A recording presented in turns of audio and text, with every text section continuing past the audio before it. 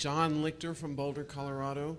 Are there some worthwhile books that you could recommend to us? And secondly, with respect to Eisner and Disney, how would you define Michael Eisner's circle of competence, and are you concerned that he might step outside it? Well, I would say that he has proven himself very good at understanding what Disney is really all about. And you can look back to the predecessor management between Walt and Eisner, and they didn't really do much with that if you look at those years. What is special about Disney, and how do you make it more special? And how do you make it more special to more people? I mean, those are the things that you want to manage. And you've got wonderful ingredients to work with when you're working with something like Disney. I mean,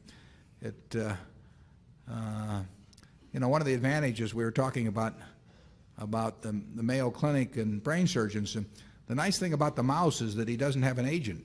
I mean, the mouse is yours, and he's not in there renegotiating and every week or every month and saying, just look at how much more famous I've become in China, or something.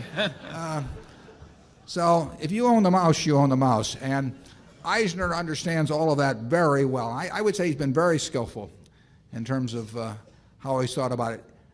I worry about any manager. It has nothing to do with Michael Eisner, but Charlie and I worry about ourselves in terms of getting out of our circle of competence, and we've done it. It is very tempting, and it's probably part of the human condition in terms of hubris or something, that if you've, as Charlie would say, if you're a duck floating on a pond and it's been raining and you're going up in the world, after a while you think it's you and not the rain, that you're some duck. But right. and we all succumb to that a little bit. But I think that I think Disney, Coca-Cola, Gillette, I think those companies are very focused. I think our operating units are very focused, and I think that gives us a huge advantage over the managers that are getting a little bored and decide that they better fool around with this or that to show just how talented they really are. Charlie? Yeah.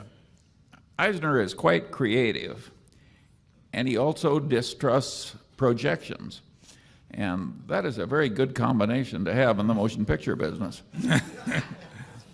Yeah, Charlie was a lawyer for, 20th century in the old days? Yeah, and he saw a little bit of how Hollywood operated, and it kept us out of buying any motion picture stocks for about 30 years.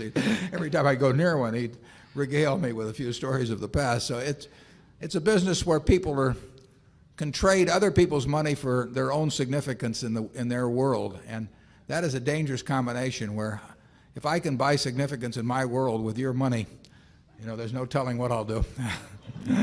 Part of the business reminds me of an oil company in California, and it was controlled by one individual, and people used to say about it, if they ever do find any oil, that old man will steal it. And the motion picture business, it's only about half of it that has normal commercial morals. Mm-hmm. No, we're not applying that to Disney. No. Disney is really Disney's done an extraordinary job for the shareholders, and they make real money out of movies. Most movie companies they've made money for everybody associated with it, but not a lot is stuck to the shareholders. Zone 2. Well, the books. Charlie, what are you reading these days? Well, I'm almost ashamed to report because I've gone back and picked up the part of biology that I should have picked up 10 or 15 years earlier. And if any of you haven't done it, it's a total circus what they figured out over the last 20 or 30 years in biology. And if you take Dawkins, The Selfish Gene, and The Blind Watchmaker, I mean, these are marvelous books, and there are words in those books that are entering the English language that are going to be in the next Oxford dictionary. I mean, these are powerful books, and they're a lot of fun. I had to read The Selfish Gene twice before I fully understood it, and there were things I believed all my life that weren't so, and I think it's just wonderful when you have those experiences. We always say it isn't the learning that's so hard, it's the unlearning. Yeah. I made the mistake of taking Charlie up to Microsoft in December, and he became friends with Nathan Myhrvold, and they are corresponding back and forth with increasing fervor and enthusiasm about mole rats, and they copy me on all these communications, so I'm getting to see this flow back and forth on the habits of mole rats. And I really haven't found a way to apply it at Berkshire, but I'm sure Charlie has got something he's working on that. He's gotten very interested in biology lately. I've always liked reading biography, but since the computer's changed my life, I now find myself playing bridge on the computer about 10 hours a week, and unfortunately, I didn't want to give up sleep or eating or Berkshire, so the reading has been kind of light. On investment books, if you're asking about that, I would recommend the first two books that Phil Fisher wrote back around 1960, Common Sense and Uncommon Profits, and the second one. They're very good books. You know, I obviously recommend first and foremost The Intelligent Investor, with chapters 8 and 20 are the ones that you really should read.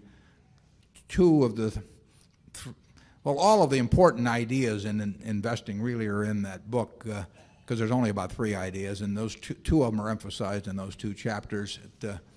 Actually, I think John Train's Money Masters is an interesting book. I don't know, can you think of any others, Charlie, that we want to tout?